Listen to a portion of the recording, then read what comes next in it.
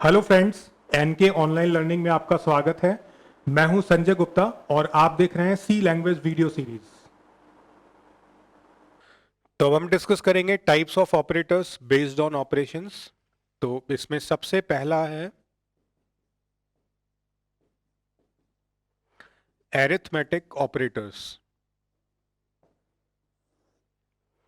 तो सबसे पहले देखते हैं कि इस कैटेगरी में कौन कौन से सिंबल्स अवेलेबल हैं।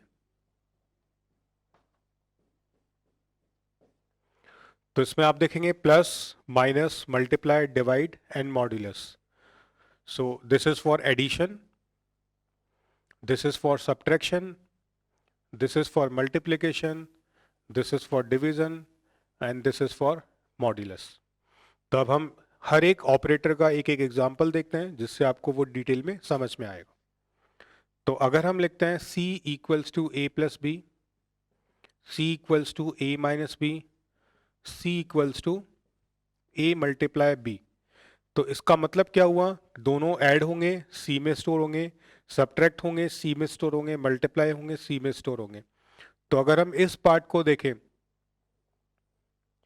तो आप यहां नोटिस करेंगे कि हमने एक सिंबल यूज किया है और दो वेरिएबल्स को यूज किया। तो ये तीनों ऑपरेटर किस कैटेगरी में लाई करेंगे? बाइनरी, जैसा कि हमने पहले डिस्कस किया types of operator based on operands में। तो ये तीनों जैसे मैथमेटिक्स में यूज करते थे वैसे ही यहां पर यूज करना है। अब हम बात करते हैं डिवाइड और मॉड्यूलस। तो अगर हम एक एग्जांपल लें, suppose data type is int a5,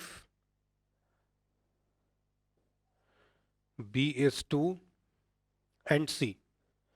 अब अगर मैंने लिखा c equals to a divided by b, तो अब यहां पर जो ऑपरेशन परफॉर्म होगा वो होगा ये 5/2 and data type is int. तो मैथमेटिकली इसका रिजल्ट क्या होना चाहिए? 2.5। बट सी में आपको हमेशा ध्यान रखना है कि वेरिएबल जिस टाइप का डिक्लेयर किया वो उसके अकॉर्डिंग बिहेव करेगा। तो अगर हम 5/2 लिखते हैं तो इसका एक्चुअल रिजल्ट होगा 2.5। बट जब ये सी में स्टोर होगा तो ये सिर्फ क्या स्टोर करेगा? 2। क्यों? क्योंकि डेटा टाइप हमने यहाँ पर यूज किया है इंट। अगर आप चाहते हैं कि 2.5 ही स्टोर हो तो हमें वेरिएबल को किस टाइप से डिक्लेयर करना होगा? फ्लोट। तो उस केस में आप लिखेंगे float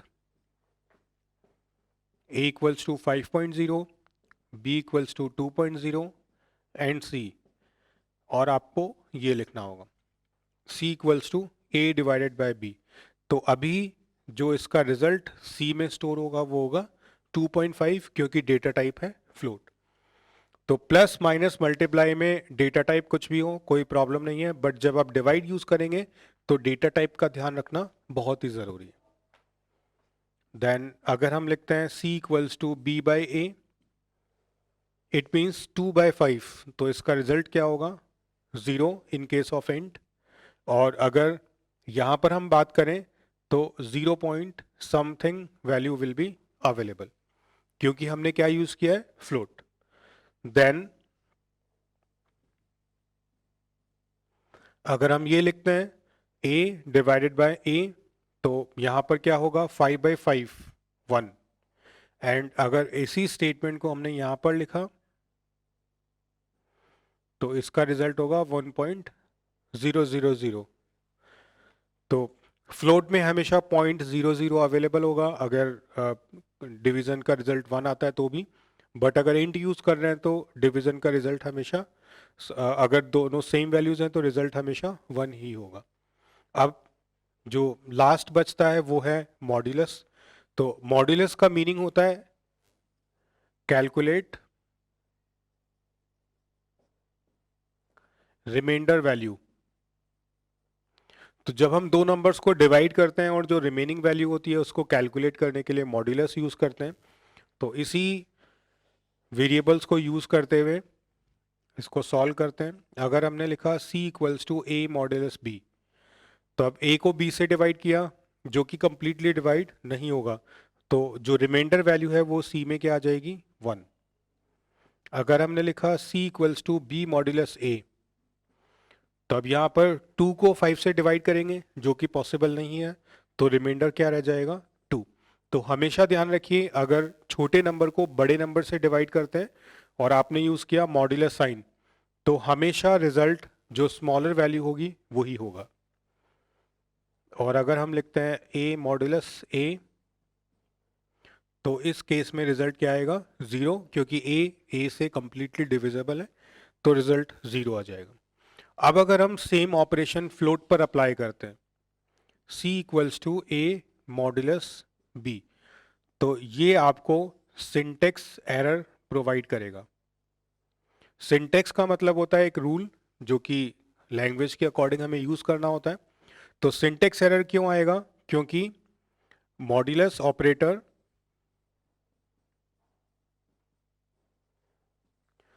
does not work with float in C. तो सी लैंग्वेज के अंदर जो फ्लोट वेरिएबल्स होते हैं, अगर उन पर मॉड्यूलस ऑपरेशन अप्लाई किया तो वो एक एरर शो करेंगे जो कि सिंटेक्स एरर होगा। इसलिए हमेशा ध्यान रखें मॉड्यूलस ऑपरेटर को सिर्फ इंट के साथ यूज करना है, फ्लोट के साथ आप यूज नहीं कर सकते। तो मैंने पांचों ऑपरेटर को एक्सप्लेन किया, plus minus multiply divide and modulus, and different scenarios आपको एक्सप्लेन किए। तो अब अगले कैटेगरी पर मूव करेंगे। तो अब इसमें रिलेशनल ऑपरेटर डिस्कस करेंगे।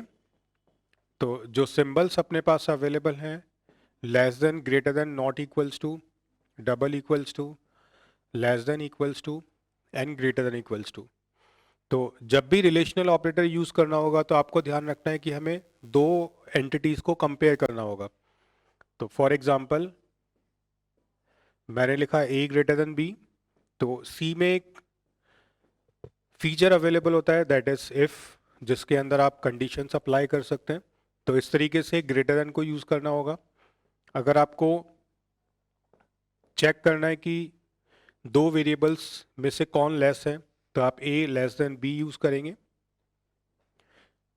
अगर हमें दो एंटिटीज को कंपेयर करना है कि दोनों इक्वल हैं या नहीं, तो आप यूज करेंगे डबल इक्वल्स टू।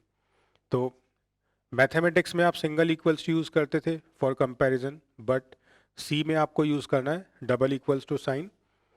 देन अगर हमें चेक करना है कि दो वैल्यूज इक्वल नहीं है और कंडीशन ट्रू हो, तो हम यूज करते हैं नॉट इक्वल्स टू साइन। तो मैथमेटिक्स में आप इस तरीके से लिखते थे, बट अभी हमें यहाँ पर यूज करना है नॉट इक्वल्स टू। तो जो एक्सक्लेमेशन साइन है इसको बोले जाता है नॉट, और उसके बाद इक्वल्स टू मिलकर बनता है नॉट इक्वल्स टू। सिमिलरली अगर आपको चेक करना है a less than equals to b, तो यहाँ लेस देन और इक्वल दोनों को कंबाइन किया, उसके अकॉर्डिंग बिहेव होगा। और आपको चेक करना है a greater than equals to b, तो यहाँ पर हमने ग्रेटर और इक्वल दोनों को कंबाइन किया। तो इफ इन सारी कंडीशंस को चेक करेगा, अगर अकॉर्डिंग कंडीशन ट्रू होता है तो ट्रू पार्ट इवेलुएट हो जाएगा, अगर कंडीशन फॉल्स होता है तो फॉल्स पार्ट इवेलुएट हो जाएगा। अभी हो सकता है कि आपको इफ समझ में ना आए, क्योंकि इफ के लिए अलग से एक वीडियो होगा जिसके अंदर आप समझेंगे कि इफ कैसे यूज होता है। तो अभी आपको फोकस करना है कि हम इन ऑपरेटर्स को कंपैरिजन के लिए इफ कंडीशन में कहीं पर भी यूज कर सकते हैं। ठीक है। तो रिलेशनल ऑपरेटर 6 होते हैं, less than, greater than, not equals to, double equals to, less than equal और ग्रेटर देन इक्वल, जिसको अपनी रिक्वायरमेंट के अकॉर्डिंग आप कहीं पर भी यूज कर सकते हैं। अब हम डिस्कस करेंगे logical operators.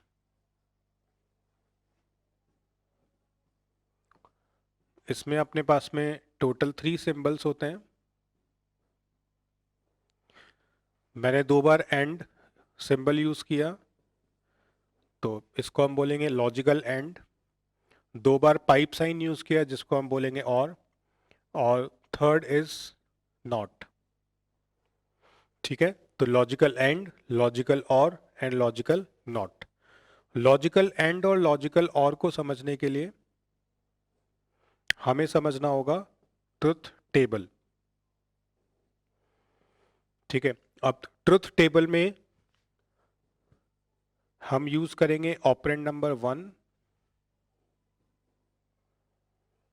Operand number 2, then and का रिजल्ट और का रिजल्ट। तो इसको इस तरीके से हमने डिवाइड किया। ठीक है। अब हमेशा ध्यान रखिएगा जब भी आप लॉजिकल एंड और लॉजिकल और को यूज करेंगे तो आपके पास कम से कम दो कंडीशंस अवेलेबल होंगी। तो मैंने फर्स्ट कंडीशन को बोला ऑपरेंड वन, सेकेंड कंडीशन को बोला ऑपरेंड टू। ठीक है।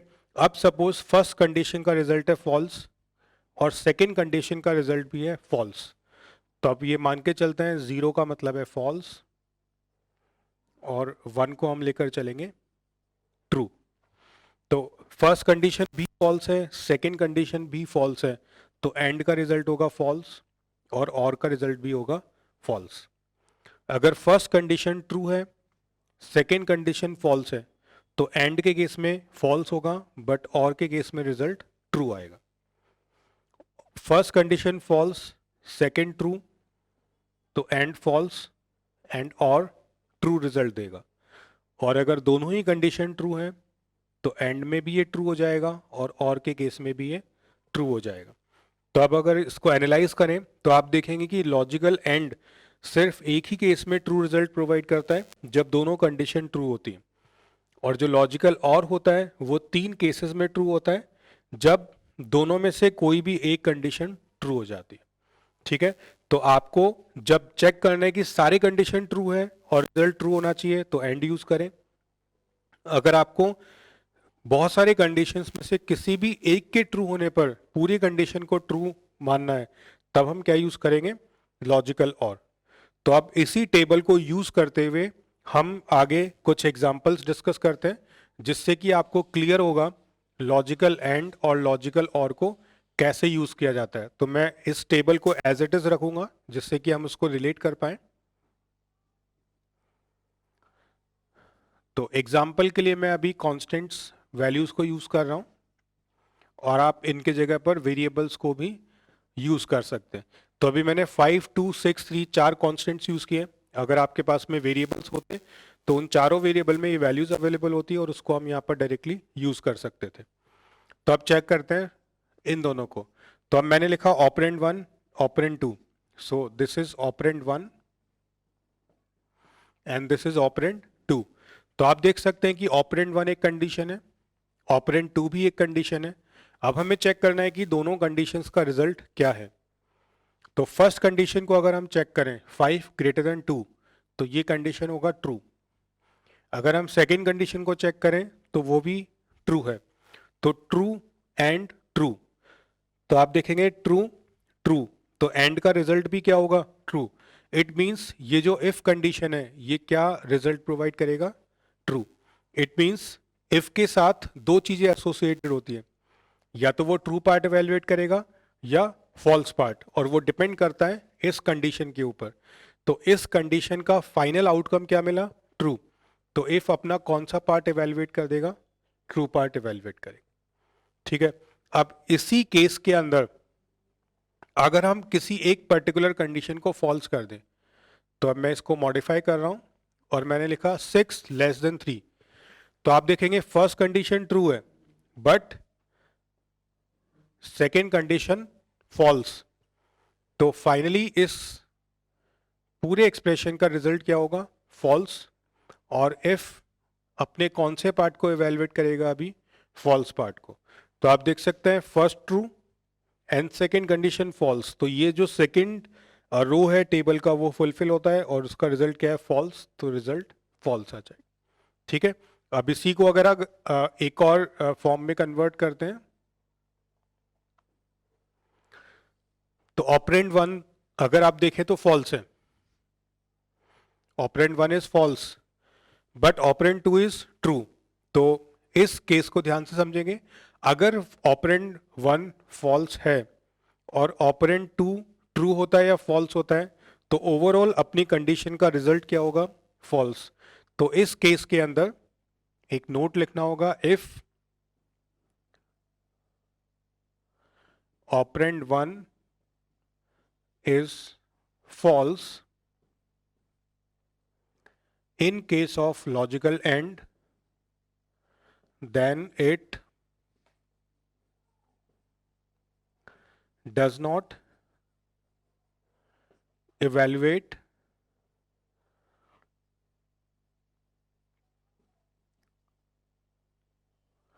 Second operand. तो अगर फर्स्ट ऑपरेंड ही फॉल्स है तो सेकेंड ऑपरेंड को इवेलुएट करने की जरूरत नहीं होगी और ये डायरेक्टली उस कंडीशन के रिजल्ट को क्या कर देगा, फॉल्स, और इफ का फॉल्स केस एग्जीक्यूट हो जाएगा। तो मैंने 3 एग्जांपल आपको एक्सप्लेन किए जो कि लॉजिकल एंड को डिनोट करते हैं और तीनों में डिफरेंट डिफरेंट सिनेरियोज को हमने कवर किया।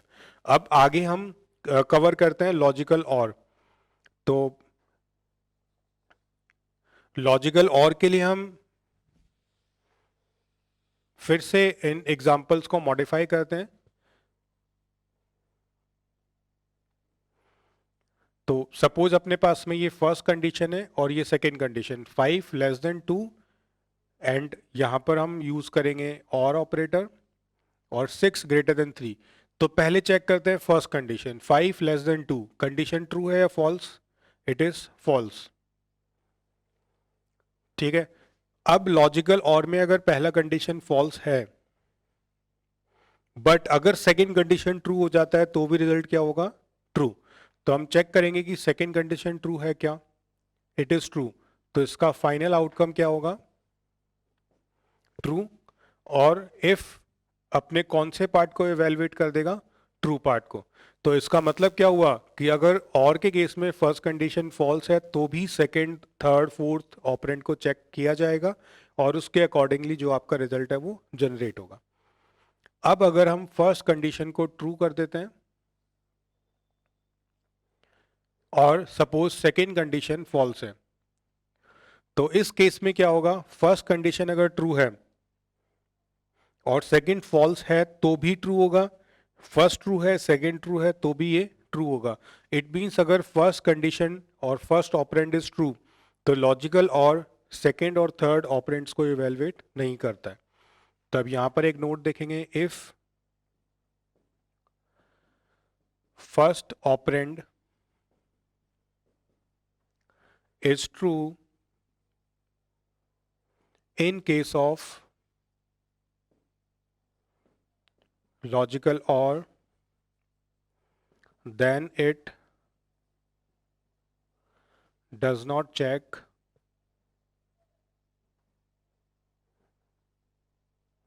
another ones। तो अगर फर्स्ट ही ट्रू होगा तो आगे चेक करने की जरूरत नहीं है क्योंकि पूरे एक्सप्रेशन का जो रिजल्ट है वो क्या होगा, ट्रू हो जाएगा। ठीक है। तो ये लॉजिकल और के एग्जांपल्स थे। अब अगर आपको एक से ज्यादा कंडीशंस को ज्वाइन करना है